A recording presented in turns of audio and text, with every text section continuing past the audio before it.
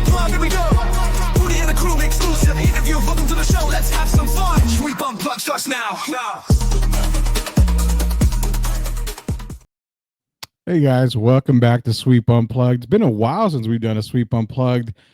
We needed to give everybody a break because we were releasing so many episodes, and we were also getting ready for the network launch, because if you haven't noticed, and if you're just listening to Sweep Unplugged and you don't listen to all the other shows that we offer, the announcement was made. I Am Refocused Radio, Sweep the League Network, already partners for years and years and years, just finalized the merger. So you're getting 24/7 of Sweep the League TV, Sweep Unplugged, I Am Refocused Radio. I mean, every show that you can imagine a part of both networks is now combined into one.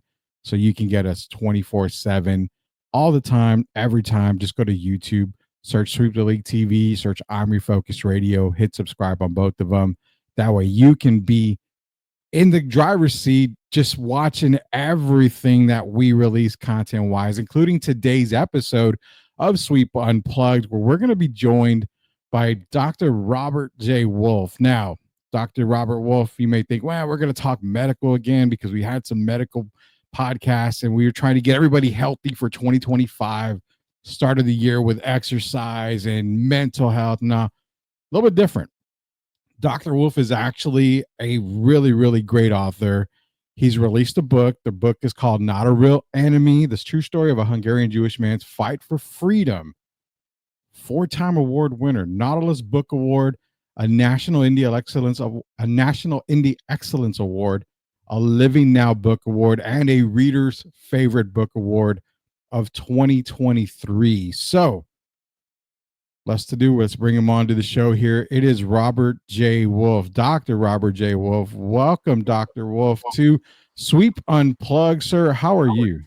I'm well, Rudy. How are you? Thank you so much for having me.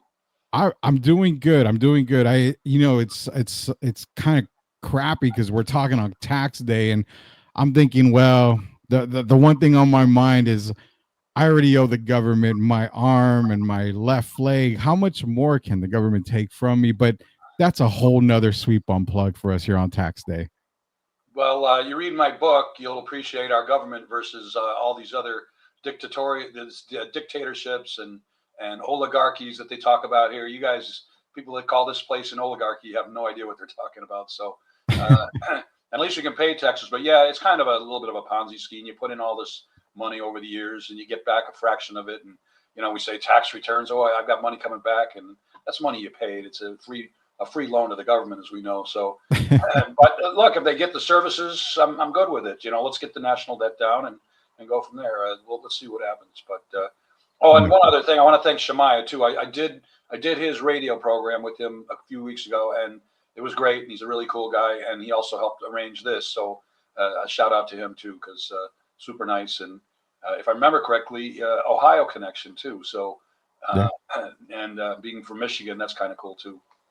Yeah, because he's got the Michigan connection. I actually lived in Ohio a couple of years. My wife and I lived in Middletown, which is in between Dayton and Cincinnati. So we loved it up there. It was great.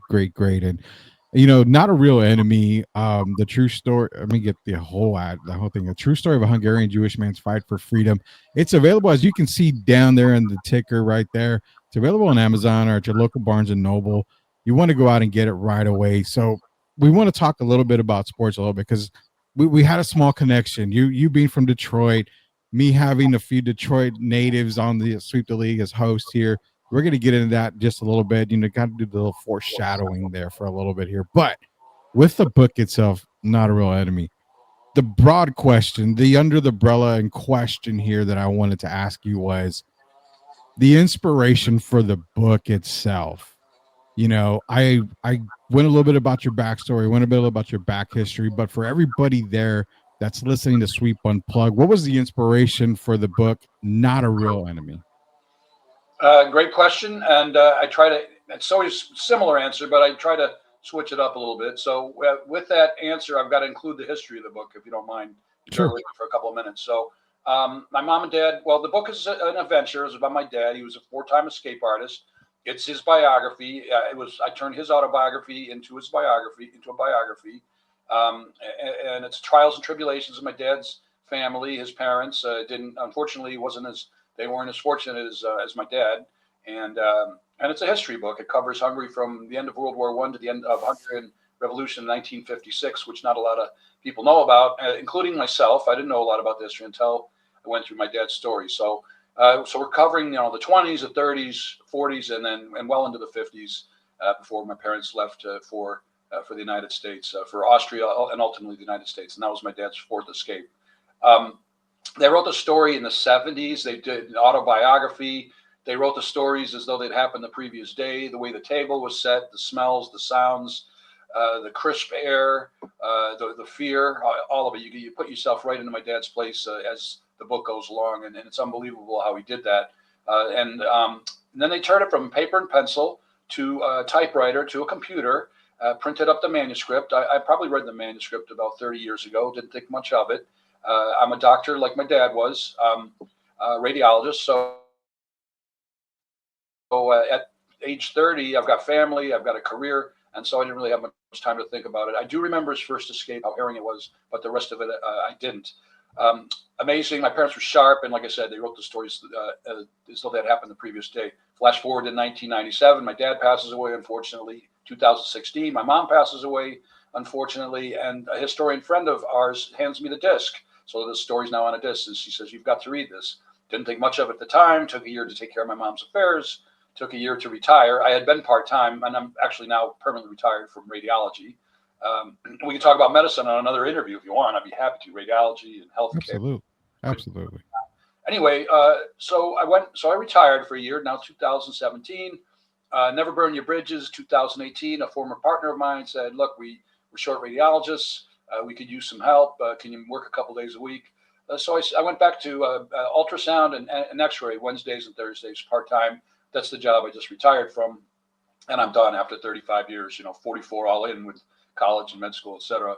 But what it did do is bring me back to the book. And so, as a radiologist, our left screen is the patient queue. The right screen are the images. And between cases, the left screen was my dad's autobiography, and the right screen was me turning it into a biography. So, and I tried to keep the fidelity as close as possible. I had to switch around the words. We had to research the history. But the way my dad wrote it, the stories were so amazing. Not only the four escapes, but also 20 miracles in this book. It's how he got into med school, how he found out about the fate of his parents, arguing with armed soldiers, cloak and dagger stories. And I told myself, look, I can't leave this story on a computer or on a disc. I need to share this. So now we're talking 2019 when I'm finished with the biography, queried. And the motivation was, if you read the book, you say, well, how can you not want to recant this story? It's just so amazing. And so we queried agents and publishers with little success, and we were about to self-publish. But then I found Janice Harper, my co-author, through another author, Lisa Tenner from Rhode Island, who's a good friend of mine. I've been a great advisor and book coach, and so has Janice, my co-author. If it weren't for her, I wouldn't be here. All those awards, and I got to thank the team too. The gentleman Mark, who's been with me on the whole journey, set up my website, taught me about socials. He's been with me, and we're still in touch about that and other things too. So Janice took it on for another year, and she redid the book and turned it from a boring biography where Dad was born here, A to B to C, to a real book, to a real novel, and parallel stories, converging stories, stories in and out of order, letters to and from home, conversations, and really made the book into something special. She helped me with my lecture, my book presentation, which is well received. I've done 36 of them, a big one coming up next month at University of South Carolina. And she helped me vet out the agents and publishers that we wanted. And literally bottom of the ninth, shoestring catch, this is always my analogy. We've got Amsterdam publishers, and this is all they do is Holocaust and related. And she loved the book. Elizabeth, she's in Amsterdam, where anti-Semitism is rampant, as is many parts of the world, of course. And we were lucky. She took us on. So then the book got released, and my motivation now is just fighting anti-Semitism. This is all I do now that I'm retired from radiology. I enjoy life. I mean, sports and music and fitness and golf and nutrition and history, all kind of travel. Kind of like my parents. They were very sharp, very diversified. Although they like classical music, I like rock, jazz, fusion. Doesn't matter. They introduced me to culture and introduced me to history and the history of the Holocaust. And another question people ask is, did you really talk about it much first half of your life? And my mom and dad did, but me, not so much. Later in life, even more so. And if you knew me 6 years ago, you'd say this guy would never, I was never a writer, except when I had to help out as part of my training with medical journals and articles, kind of helped your resume, CV as we call it. But you'd say, boy, this guy, because I had Holocaust burnout by the time my mom had passed away, because she talked about it just about every day. And not just the history of Hungary and the history of, and everything, not just the Holocaust, but the perils of communism. And I got a little burnout from it. So, but when she passed and I looked at the stories, here we go. And so I'm completely transformed. The book called me out like Superman's kryptonite. It's kind of my corny expression, but when I went back to work, it summoned me, and here we are. Yeah, and it's funny you brought up the Superman, the kryptonite comparison, because I remember, and I was doing some of the old podcasts that you were doing, and you had mentioned that a few times, and it's almost like those movies where you're seeing, a book laying there or something, and you just hear like this voice, like, pick me up, read me, do this, do that, do that. Kind of similar to what you were talking about. I couldn't describe it better. Yeah, absolutely. It's just sitting there on my desk, and I'm like, oh, look, I got to look at this, and then I was.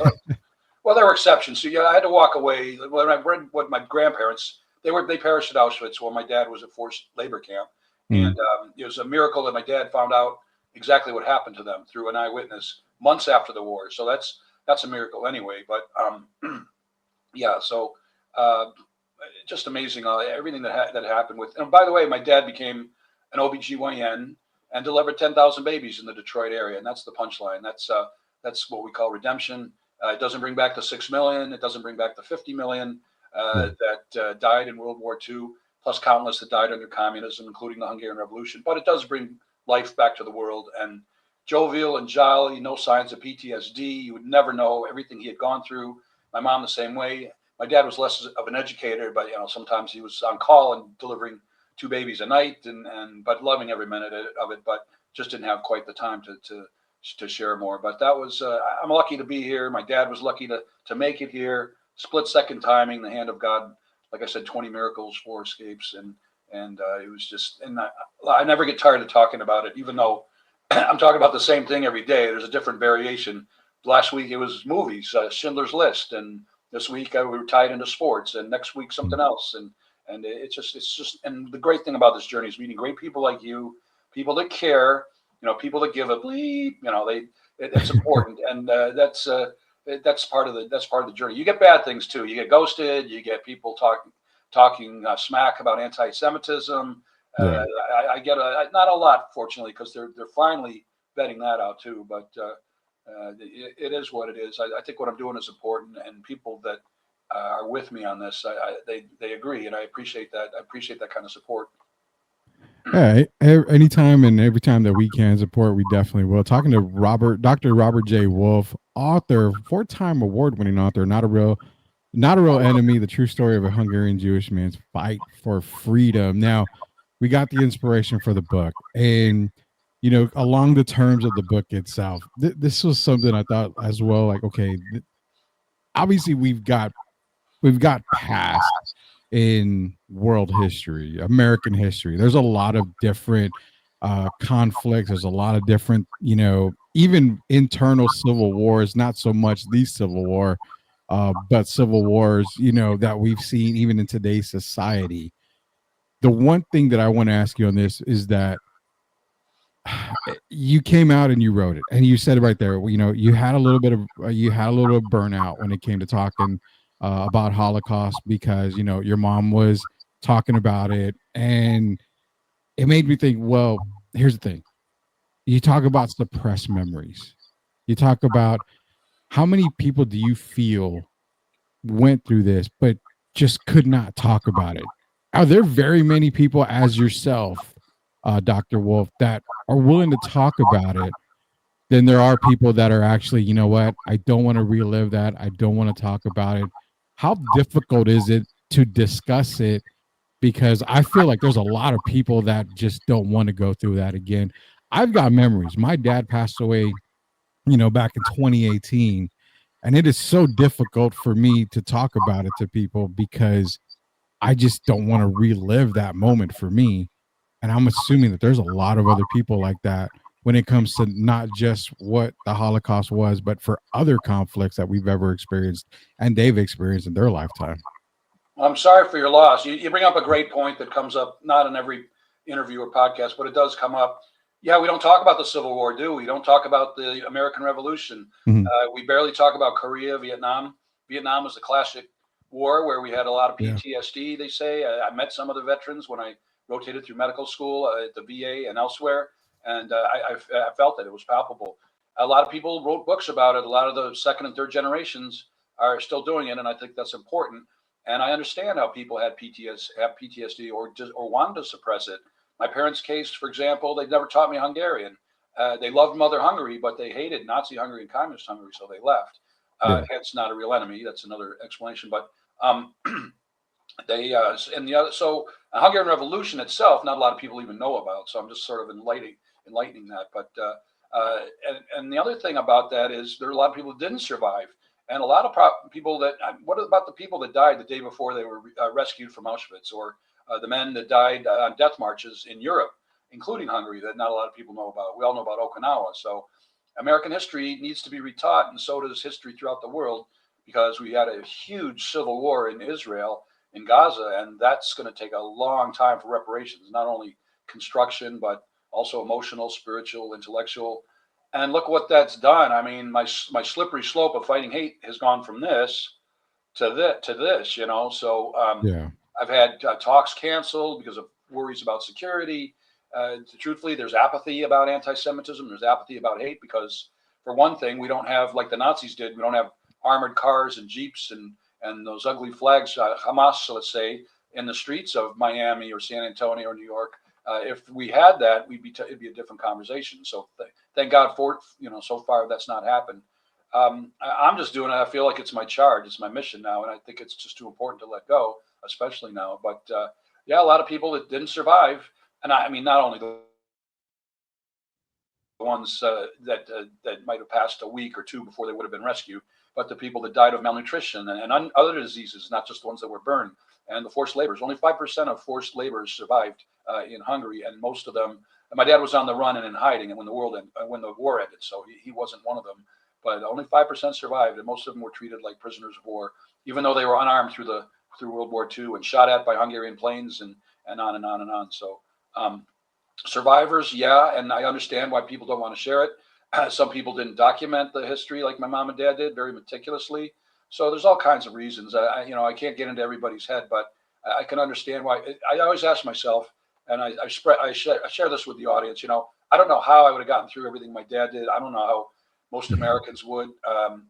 Maybe people in the military, police, EMTs, frontliners. But it would be hard for me to get through all that. And my parents never went to the bottle. They never did drugs. They just moved on with their life, focused on their work and education. So, and the other thing is, what happened to my dad could happen to any one of us. It could be a bad neighbor, a bad business deal, local government, federal government, foreign government, natural disaster, bad timing, victim of a crime. Anything what might happen to my dad could happen to any of us. And food, shelter, clothing. We need more than food, shelter, clothing in this country. Religion, family, work, occasional vacation. But back then, for my mom and dad and so many others, food, shelter, clothing was everything. So big difference. A lot of lessons. Yeah, and you brought up the Vietnam War. My dad, being a Vietnam veteran, was very proud to be a Vietnam veteran. He was drafted, so for the kids out there that don't really know about the draft, it wasn't, hey, you're the number one pick type stuff. No, it was, you were drafted, you were sent, you were forced to go. That being my dad, I remember as a kid talking to him like, Dad, what happened in Vietnam? He would never tell me. He had pictures, he had a photo album from Vietnam. I saw bodies in there that, obviously that were dead, in those photo albums, but he hid those. And, he never talked about it. He never wanted to talk about it. He only talked about the good things that happened over there when he got back from war, PTSD, the simplest boom, the simplest, car racing down the street would set him off to the point where he'd get under his bed and he'd cover his ears. And he was just, the traumatic times that people live through. To me, if I could ever have had my dad open up, maybe I could have, shared his story and, shared other people's stories. But, that's as we talked about, there's just some parts where you just put it in the back of your mind and you leave it there and it never comes out. So Dr. Robert Wolf, Not a Real Enemy, the true story of a Hungarian Jewish man's fight for freedom. It's available on Amazon and local Barnes and Noble. Go get it today. You can definitely read the book. It's a great inspirational story. Like you said, an escape artist escaped 4 times is what you were talking about in the book. And again, it's something that you want to read, because what I tell my daughter is history's history. We can't go back and change it. So you know what? You may as well go back and learn about it, because it's always going to be a part of our lives. Robert J. Wolf here, talking about his book. And the thing that I want to do here is let's transition over for a little bit. We're coming towards the end of the show here. You being from Detroit, and people see on Sweet the League, they see this Gervin guy, Derek Gervin, who is from Detroit, and obviously brother of Iceman. Your Detroit Pistons are in the playoffs, and it's been a while. And I remember I'm on record here, Robert. I'm on record. I told Derek, look, Detroit's got a really good team this year. He says, I don't know, man. One of the worst teams in the league last year. I said, look, they got a really good team this year. I wouldn't be surprised if they make the play-in. Well, hell, they're in the playoffs. As a Piston fan, how are you feeling? Because not only that, Detroit sports is starting to make its way back up. The Lions getting back up there. No, haven't seen the success since maybe the Stafford and Johnson days, all the way back to the Barry Sanders and Rodney Peete days. I mean, now Detroit Lions are coming up. Pistons. We need the Tigers to start, ramping up a little bit more here. But sports in Detroit, Robert, how are you feeling about it? I love it. Considering we can go back to my childhood where my dad brought my friends and myself to Cobo Hall to watch the Pistons. Now we're talking in the 70s. We were just kids, 12, 13 years old, even in high school. Took us to Tigers games at Tiger Stadium when you want to go back. There's been a real dearth of champions in Detroit the last 10 years or so. The Red Wings had the great run, 24 straight years in the playoffs, so that was a no-brainer. Went to plenty of games, including 2 Stanley Cup finals games, not when they won it. Pistons in 89-90, remember when they won. I went to University of Michigan Medical School, and I played pickup games as a senior with the guys that won it the next year when I was an intern. Glenn Rice, Gary Grant, Mark Hughes. That was like probably the best athletic experience of my lifetime, just to be able to get in a game and hang. So they won it, and then they won it, of course, in 2004, and I was at that game when they beat Kobe and Shaq 100-84. So that was very, very memorable. And I've been to a couple World Series games, but the Tigers didn't win. 84, I was a freshman in med school, so that was the last time they won. Hard to believe so long. Last year was an amazing season for the Tigers, and they're off to a good start. They played the Dodgers to start, of course, so tough start. The champions. The Dodgers are probably the odds-on favorite to win it. Yeah. I love George Gervin growing up as a kid, and David Thompson, and of course Dr. J. Of course, I like the Pistons too. Isaiah, Joe Dumars, Vinnie Johnson, all those guys. But the new Pistons, I don't know as well. But yeah, miraculous. I think they won 14 games last year, and they were already at 42, so they tripled their wins. And yeah. I don't know if I got that right, but I thought I heard that was an NBA record. But I'm rooting for them. Well, I think they're going to be like a 6th seed, maybe. Maybe they'll win to a first round. ESPN says nobody wants to play them, and I can see that. Nobody wants to play Golden State either. I remember when Golden State beat the Pistons in 1976. Bob Lanier, Clifford Ray, Rick Barry. So another good memory. But for a city that's recently been bankrupt, to have these 4 sports teams all come alive. Now, suburban Detroit is sprawling. It's doing very, very well. Yeah. We'll see what the new economy does, too, for Detroit. I think they want to bring back a lot of manufacturing. That can make Michigan a big boom, and then a lot more money in the city, in the area. They're never going to be the Yankees or the Red Sox or the Patriots or the Cowboys as far as the total, the value of the teams. But it doesn't matter. You look at the Oakland A's, that story, and others. So, yeah, it's wonderful to see. We had a parlay, too. I do a little bit of betting, not a lot, to the Wings, the Pistons, and the Tigers to make the playoffs. And Tigers have a good shot. They're like 11-6 or something now. I haven't checked last night. But the linchpin, unfortunately, was the Red Wings. They didn't make it this year, and they were close. So, but it makes it more exciting. I'm here in Florida now, too, so the teams down here are good. Florida Panthers won. Tampa Bay Lightning recently won. Miami Dolphins up and coming.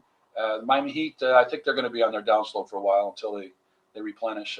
Losing Jimmy Buckets, and like you said earlier, pre-program, you said about Jimmy Buckets is going to be done soon, and maybe, but great playoff guy, and with Steph Curry and that team, they might have a chance to go deep in the playoffs too. So, but exciting times for Detroit fans. Oh yeah, Detroit sports fans are going to be pampered for a while there, and man, if the Lions can just stay away from injuries, then they can finally raise that Lombardi trophy. A couple of years ago, when they say they were snake bitten, I remember the expression specifically saying the Lions were snake bitten. And I remember the guy, I forget his name, he's on the 5 o'clock show on CNBC, and he said, well, I want to know why, and it had nothing to do with the conversations. I want to know why the Detroit Lions are still in the NFL. That was the bottom. It was unbelievable. It was 2.5 years of improvement and winning games. Maybe the winningest team in football. I don't know the exact, other than maybe Kansas City. That would have been a great Super Bowl, Detroit and Kansas City. Or I hope Detroit and the Browns, you're Ohio, you're Cleveland Browns, although you might be a Bengals fan. They've never won it either, right? They've made it a couple of times, but I don't remember. They played in Detroit. They played in Pontiac Silverdome, which is now decrepit, but they lost to San Francisco. But I think there were at least one other. Cleveland never made it. Detroit never made it. Jacksonville, if I'm not mistaken, but Detroit and Cleveland are more of an original six type, like in hockey rather than Jacksonville. But anyway, it's exciting. Lions, I'm betting them to make it. Not a lot, I'm not a big gambler, but I like putting makes it a little more fun to watch. And I like to bet on teams I care about. So they may or may not make it, but you're right. Injuries big, and they lost their two coaches, the offense and defensive coordinator, which that could be a big deal. I hate to see that because wow, the success. The play calling and the success of the defense. I mean, they were right there. It's just hard to believe. But yeah, that's my favorite team in all sports. And my bucket list is two things: a hole-in-one in golf and a Detroit Lions Super Bowl victory. A hole-in-one in golf is about 10 million to 1 all comers. I got a better shot at that than the Lions Super Bowl. It's my old joke. And I've come close a couple times, but a couple of eagles, but never a hole-in-one. And how exciting would that be? But I would take not getting that under a Lions Super Bowl victory, or any day of the year, no doubt.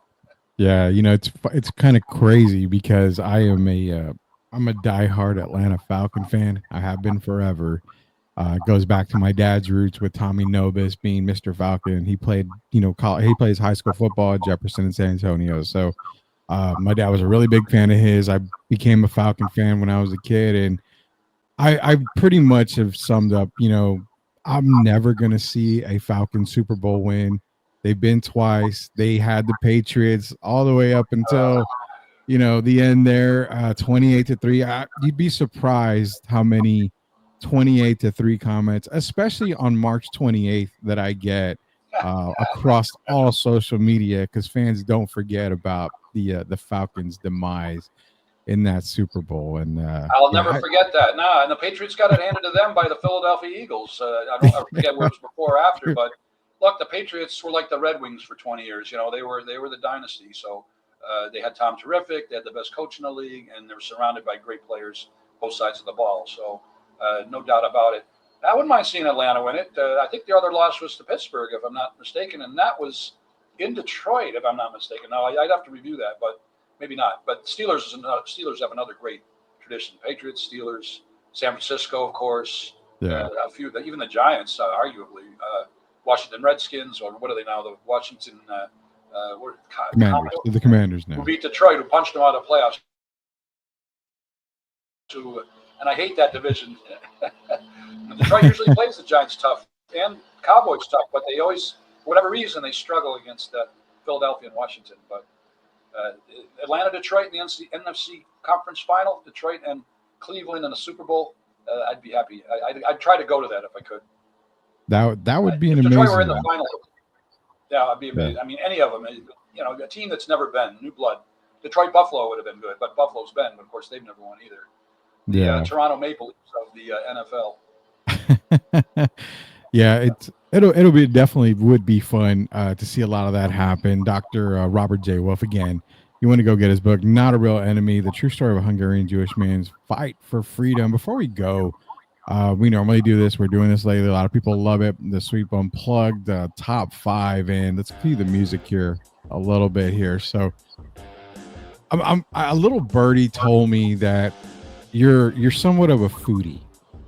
You're into the foodie type of stuff. You like to cook and stuff. So I know we thought maybe music, but I want to get into a little bit here because personally, I was in Louisiana this weekend, and I never tried gumbo until I went to Louisiana. And I'm gonna say, scale 1 to 10, 10 being good. The one I had was probably, in my opinion, like a 5 or 6. So it's kind of weird. You're in Louisiana, you should get the best there. But foodie wise, top 5 food dishes that Dr. Wolf enjoys or likes to cook. So give me 5 of those dishes there. All right, I'm going to start off. You'll never expect this. I make a mean gazpacho. I love gazpacho. It's healthy. It's got like 30 ingredients. You got to plan it. A lot of work. You usually got the music in the background when I make it. So I love gazpacho. I love salads. I make salads. I love eggs. I do a lot of omelets, and they're loaded. I add a lot of stuff to my omelets. I like sea bass. I love fish anyway. It's very healthy for you. Sea bass by far my favorite. And then I like all the seafoods in general. Crab, that I can't make, but and I like it cocktail style with the cocktail sauce or the spicy mustard crab, lobster. You can get great. It's hard to find different types of crab down here. It's not necessarily indigenous to Florida, but it does get imported to the nicer restaurants. So what else? I like soups. It's a good comfort food. Depends on the type. Cream of mushroom or lentil soup. Hot and sour Chinese soups. I love Chinese food in general too. So a little salty, not always good for you, but I try to do Kung Pao chickens versus General Gao's chicken because of all the bread and calories. But General Gao's is so addicting, and it's another comfort food. There's more than 5. Everybody likes tomato soup with a grilled cheese sandwich, maybe with a slice of ham and a couple slices of tomato. And you can even put a little bit of mustard, some spicy mustard in there. So I like to experiment around. That's the fun of it. And if you mess up, you start again. If you have a good grocery store around, you get all the stuff and do it. And I like to dine out a lot too. So a lot of good things out there that can be healthy. Yeah, it's crazy. We're talking food, and I've done this already 3 or 4 times in past Sweep Unplugs. I've talked about food knowing I'm on an empty stomach. So now when I get off, I'm gonna have to run and get something for breakfast there. But nonetheless, go ahead. I like good coffee too, and a good Cosmo, a good cocktail, but it's got to be made right, nice and frothy.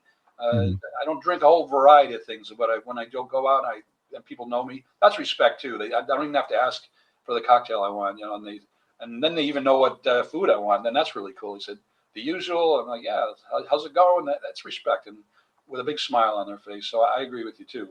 And I'm due for my breakfast. Sometimes breakfast is 2 PM. I'm working so hard on this book, 2, 3 PM, and that's really bad for you. I don't recommend that. But you should eat breakfast first thing or soon after. Hit the gym. Or wet walk, tennis, pickleball, whatever, and then 3 squares is good. Don't, but I know people. There's all these crazy diets, and now people are taking shots and everything. I'm more of a diet and exercise guy, and live and let live. But don't smoke is another thing for sure. That's a no-no. It's toxic. Yeah, I don't smoke. I mean, I do occasionally drink. Sometimes I remember my doctor because. Quick backstory. I was about very close to 500 pounds. So I've lost, 200 and I'm at 230, 244 right now. So that's amazing. That's great. Yeah. Congratulations. Muzzle toe. That's great.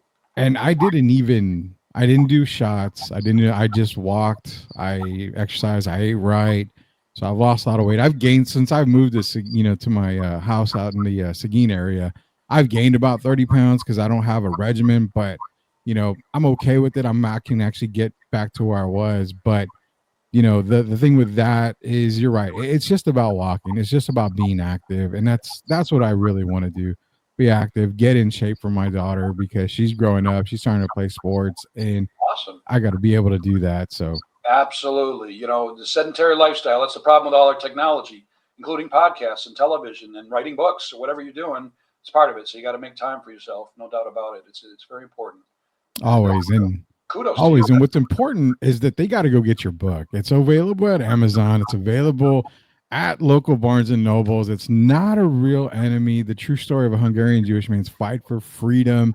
Go get it today. You definitely are not going to regret getting the book here. We're hoping to have Dr. Wolf back with us here pretty soon because, again, there's more to talk about. There's music to talk about. We can talk more about sports.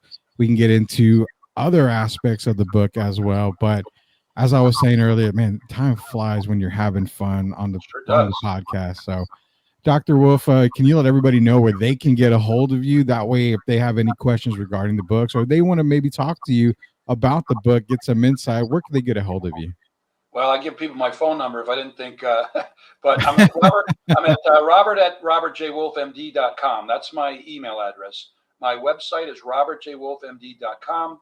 Besides what you said for the book, you can get it at Walmart online, Tufts University, one of my alma maters, 4 Holocaust museums now, where I've done programs or they've sponsored, including the United States Holocaust Memorial Museum in D.C. So you can buy the book there as well. And you can reach me. By the way, 10% of my author proceeds are going there. So that not only I'm educating personally, but I'm contributing to the museum that educates, which is, and so if you're buying the book, you're helping out with Holocaust education. That's an ongoing thing. I'm across the board on socials. If you look me up, Robert J. Wolf, MD, or Not a Real Enemy by Robert J. Wolf, you'll find me on Meta, X, Instagram, LinkedIn, TikTok, and Blue Sky. And that's about it. I mean, I have a YouTube channel too. So a lot of content in the YouTube channel, a lot of good stuff, and including great podcasts like this one. And a lot of them are loaded into my website too. So please stay in touch, help me fight anti-Semitism, enjoy the book, and maybe it'll be rekindled as some type of a documentary or a series someday, who knows? But we'll see what happens. There's certainly enough action adventure in it to qualify. Oh, definitely. Definitely. As you can tell, we said the screen right there for you, robertjwolfmd.com. This is where you go. Again, you can get the information on Not a Real Enemy, the true story of a Hungarian Jewish man's fight for freedom. You got some links right there to the right where you can get it as well. Also, he's mentioned to where you can contact him on his social medias. Dr. Wolf, I appreciate you joining us here today on Sweep Unplugged. Hope to have you back very, very soon to talk more. But again, more sides about the book as well as other sports and as well as maybe some music this time since we got the food part out of the way. And so medicine, you should too, if you want. I'm 35 years of experience. No substitute for experience. That's one of the things I teach the kids. Oh, no definitely. Substitute for experience. Yeah, definitely. We just added a medical show to our network, so I definitely would be loving to get in contact with you, talk to you a little bit more about medicine as well. So appreciate you again joining us here this morning. It is Dr. Robert J. Wolf. Again, Not a Real Enemy, the true story of a Hungarian Jewish man's fight for freedom, available where books are available. So for Dr. Wolf, it's Rudy Campos Jr. Be sure to go to our YouTube page or Sweep the League TV, hit the subscribe button. We'll be coming to you with more Sweep Unplugged here this week and next week as we've got more great guests lined up. Don't forget about the big show, Sweep the League TV. It'll be coming to you Monday through Friday nights at 9 p.m. Central Time. So for Dr. Robert J. Wolf, it is Rudy Campos Jr. Until we sweep the league and basically sweep Unplugged from everything, we'll see you later, knuckleheads.